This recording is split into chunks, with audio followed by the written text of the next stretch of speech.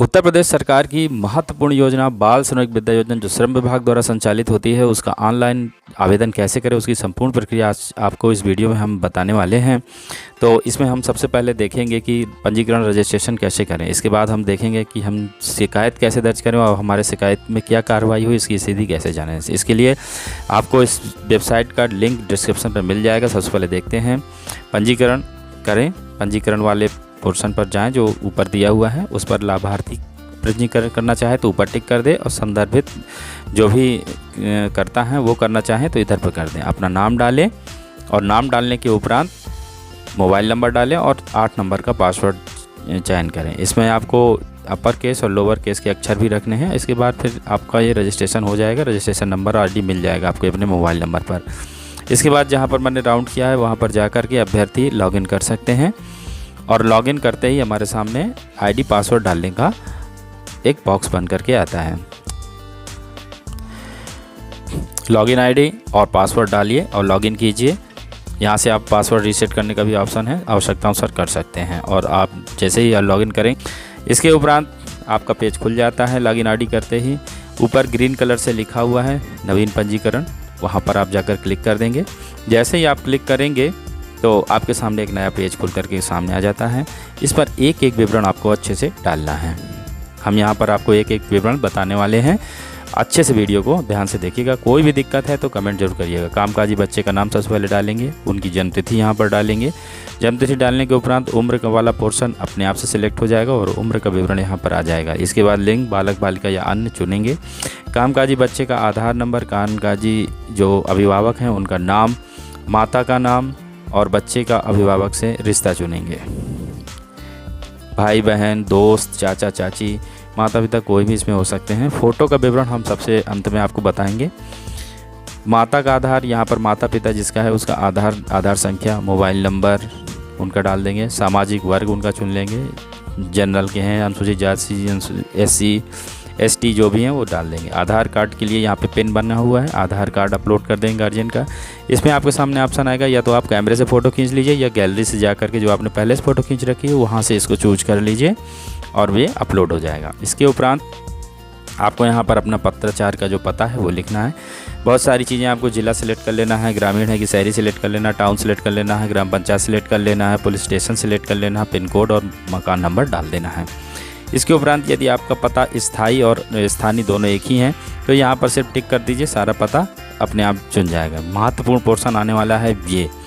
कामकाजी बच्चे के कार्य की प्रकृति क्या है, कार्यरत है या कार्य नहीं कर रहा है, इन दोनों में से आपको एक का चयन करना है। यदि वो कामकाजी बच्चा है तो कार्य कर रहा है, दूसरे विवरण और पठन पाठन की स्थिति जरूर भर दीजिएगा। ये सोच समझ के अच्छे से भरिए। रोजाना विद्यालय जाता है कि ड्रॉप आउट है, यानी पढ़ाई बीच में छोड़ के घर में बैठ गया, कभी नहीं गया है, नामांकन हुआ है लेकिन विद्यालय नहीं गया है। ड्रॉप आउट का मतलब है गया लेकिन कुछ दिन बाद पढ़ाई बीच में छूट गई किन्हीं कारणों से, क्योंकि वो श्रमिक है, घर की स्थिति के लिए कार्य करता है। कैटेगरी क्या है उसकी, माता पिता दोनों की मृत्यु हो चुकी है, क्या पिता की मृत्यु हो चुकी है, क्या माता पिता दोनों स्थायी रूप से दिव्यांग हैं, क्या माता पिता दोनों गंभीर असाध्य रोग से ग्रसित हैं, क्या पिता स्थायी रूप से दिव्यांग है, क्या पिता गंभीर असाध्य रोग से पीड़ित है, महिला परिवार की मुखिया है, और क्या माता की मृत्यु हो चुकी है, क्या माता स्थायी रूप से दिव्यांग है, क्या माता गंभीर रूप से असाध्य रोग से पीड़ित है। ये उनके लिए है कि क्या परिवार भूमिहीन है। जहाँ माता का विवरण ही सबसे पूछा गया है उससे संबंध ये है कि पिता से तलाक हो चुका है या पिता से अलग माता रह रही है। जो भी कैटेगरी हो वहाँ बिंदु बने हो उन पर ट्रिक करना है। संदर्भित व्यक्ति कौन, इसको संदर्भित करने वाली संख्या है, कौन ही बच्चे को श्रमिक घोषित करने वाली संस्था है, उसका विवरण यहाँ पर हम डालेंगे। संस्था का संदर्भित व्यक्ति का नाम, संस्था का नाम, पद नाम, मोबाइल नंबर और यहाँ पर पता डालेंगे। इसके उपरांत अभिभावक द्वारा शपथ पत्र पर टिक किया जाएगा, अपना नाम डाला जाएगा और फॉर्म को सुरक्षित किया जाएगा। फॉर्म को सुरक्षित करने के बाद आपके सामने एक ब्लॉक बन करके आता है। उस ब्लॉक पर आपकी फॉर्म्स की रजिस्ट्रेशन संख्या लिखी रहती है और वहाँ पर पूरा डिटेल लिखा रहता है। लेबर डिपार्टमेंट के बाद आपके फॉर्म का सर्वेक्षण करने के उपरांत उस पर ग्रीन कलर का टिक बन जाएगा। देखें वाले ऑप्शन पर जाके आप फॉर्म को प्रिंट कर लीजिएगा और अपनी पासबुक, आधार कार्ड के साथ और डॉक्यूमेंट लगा करके जो भी जरूरी है उनको लेबर डिपार्टमेंट कार्यालय में जमा कर दीजिएगा। फोटो कैसे अपलोड करनी है यहाँ पर क्लिक करिए।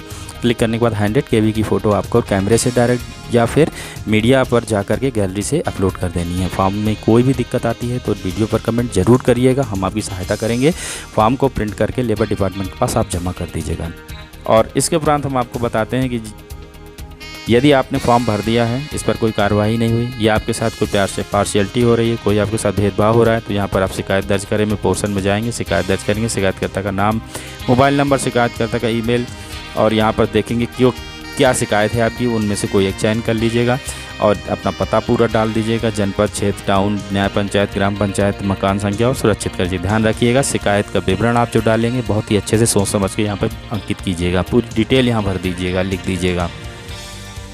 इसके उपरांत आपको एक शिकायत नंबर मिल जाएगा और आप उससे शिकायत की स्थिति समय समय पर जानते रहेंगे। यहाँ से जाकर के मोबाइल नंबर भी डाल करके अपनी शिकायत की स्थिति जान सकते हैं। शिकायत संख्या जो आपको मिली हुई है उस शिकायत संख्या को यहाँ डाल देंगे और खोजे में जाएंगे तो आपकी शिकायत पर क्या कार्रवाई हुई यहाँ पोर्टल पर लिखा होगा। आप कुछ महत्वपूर्ण जानकारी यहाँ देख लेते हैं कि 8 से 18 वर्ष का बच्चा जो है, जो कि संगठित या असंगठित क्षेत्र में कार्य करता है या अपने घर में कृषि कार्य में, घरेलू कार्य में, श्रम में कोई मदद करता है तो वह बाल श्रमिक का फॉर्म भरने योग्य हो जाता है।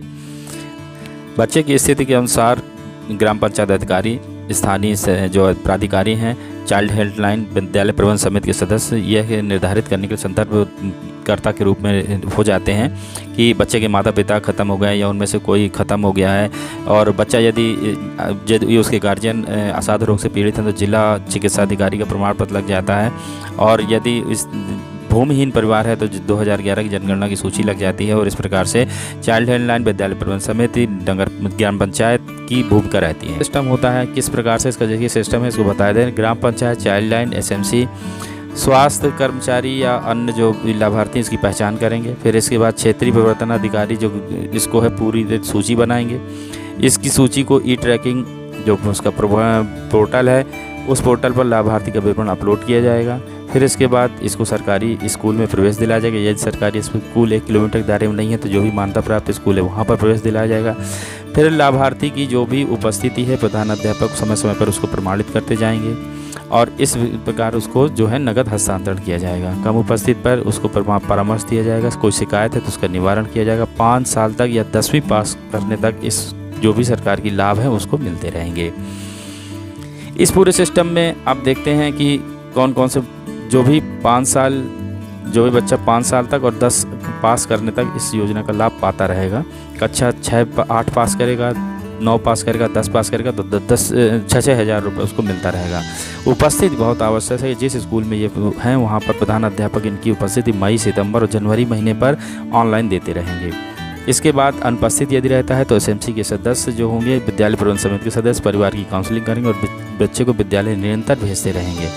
यदि बच्चा एक ज़िले में रजिस्टर्ड है और दूसरे ज़िले में पलायन कर जाता है तो ऐसी स्थिति में भी उसको योजना का लाभ मिलता रहेगा।